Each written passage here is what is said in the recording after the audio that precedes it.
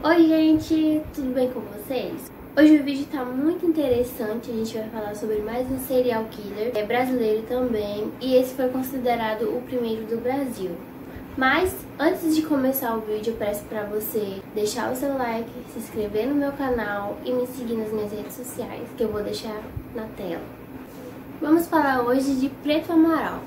José Augusto do Amaral, mais conhecido como Preto Amaral, nasceu em Conquista, em Minas Gerais, no dia 15 de agosto de 1871.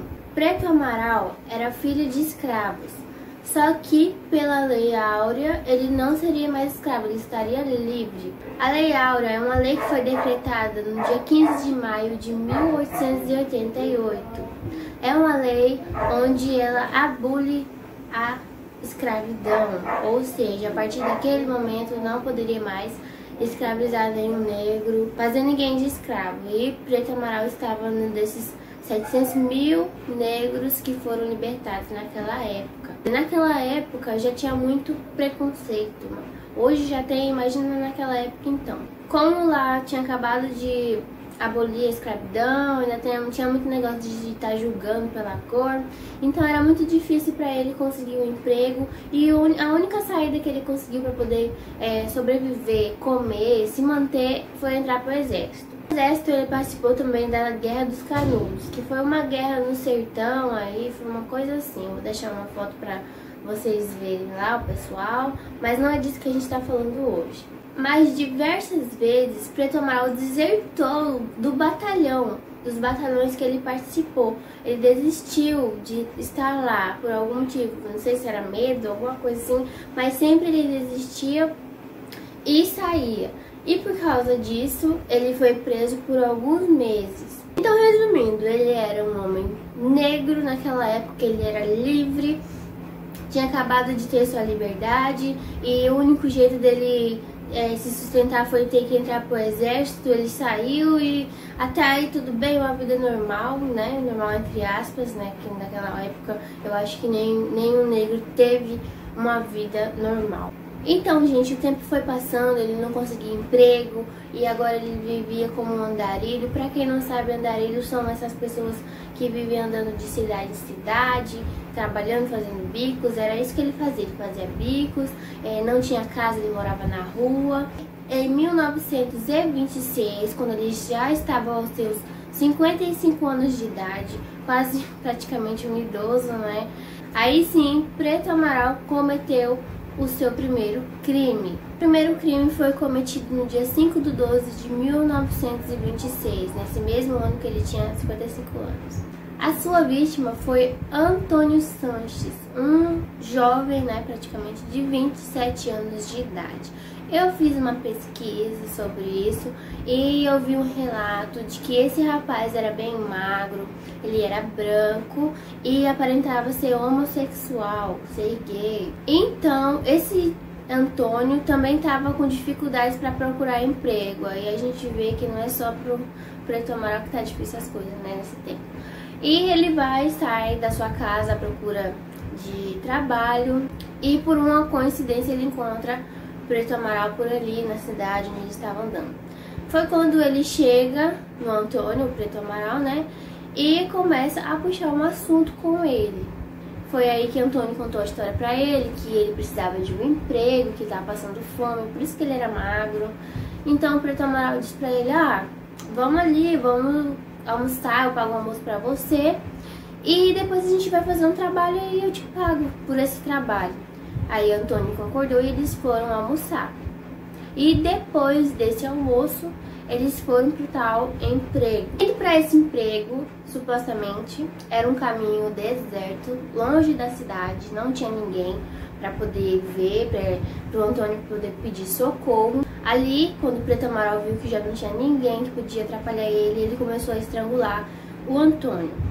Foi quando ele viu que ele já tinha morrido, o Antônio já tinha morrido, falecido, e aí cometeu necrofilia. Necrofilia nada mais é que a prática sexual com um cadáver, ou seja, ele fez essas coisas aí com o Antônio morto. O corpo de Antônio ele foi encontrado dias depois no aeroporto Campos de Marte, lá na zona norte de São Paulo.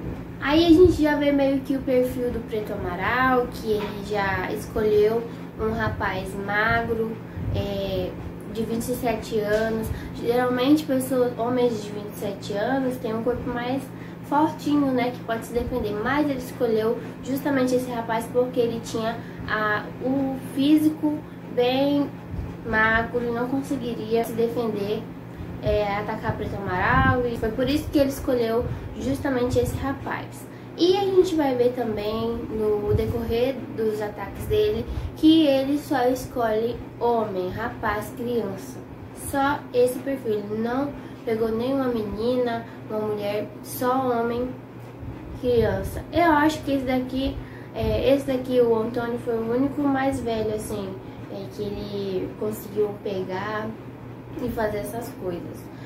Agora a gente vai para a segunda história. A segunda vítima de Preto Amaral foi uma criança de 10 anos, o nome dela era José Felipe, e foi nas vésperas do Natal deste mesmo ano, 1926, foi no dia 24 de dezembro de 1926.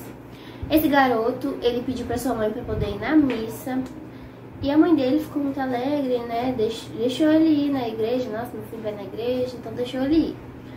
E no caminho nesse caminho que ele ia percorrer até essa igreja, ele viu um homem alto e negro com balões nas mãos, que era Preto Amaral. Estava vendendo balões ali no caminho da onde o menininho ia passar para poder ir na igreja. E como ele era uma criança, ele ficou querendo um balão e pediu para ele: pode me dar um balão? E aí ele deu um balão para a criança e começou a puxar assunto com ela. No bolso do Felipe tinha um estilingue. Eu não sei se vocês sabem o que é um estilingue. Aqui no Amazonas, onde eu moro, eles chamam de abaladeira, mas eu chamo de estilingue, eu sou de Rondônia. Gente, se você escutar barulho é porque o pessoal tá conversando lá fora. Aí Preto Amaral viu o estilingue no bolso do Felipe e disse que conhecia um ótimo lugar para poder matar passarinho, e que se ele não queria ir lá junto com ele para poder ver esse lugar e brincar um pouquinho. Então Felipe, inocente, aceitou e eles foram. Esse local onde Preto Amaral levou Felipe era o aeroporto Campos de Marte, o mesmo que eu disse do outro, o Antônio. Chegando lá, ele fez o mesmo procedimento com Felipe, estrangulou ele até a morte e também cometeu necrofilia. Aqui a gente já vê o modus operandi do Preto Amaral. Modus operandi é o modo com que ele age com as vítimas dele. A gente viu que ele só escolhe homens, tipo homens que eu digo sexo, porque são crianças, né, e jovens, e também pequenos que não possam se defender, comete os mesmos atos com todos, sempre é o mesmo jeito de matar, ele sempre faz as mesmas coisas. O corpo de Felipe só foi encontrado 13 dias após o crime. Aí a polícia já fica meio desconfiada que tem alguém, né, atacando as pessoas, porque esses crimes foram um após o outro. E eles já começam a investigar tudo e tentam achar quem é esse assassino que tá solto. A terceira vítima de Preto Amaral foi Antônio Lemes, um rapaz de 15 anos de idade.